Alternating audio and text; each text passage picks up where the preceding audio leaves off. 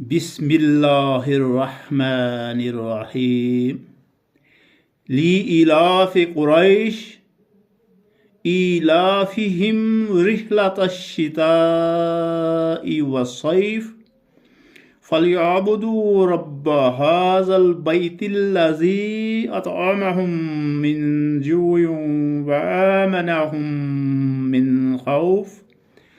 بسم الله الرحمن الرحيم أرأيت الذي يكذب بالدين فذلك الذي يدعو اليتيم ولا يحض على طعام المسكين فويل للمصلين الذين هم عن صلاتهم ساهون الذين هم يراءون ويمنعون الماعون.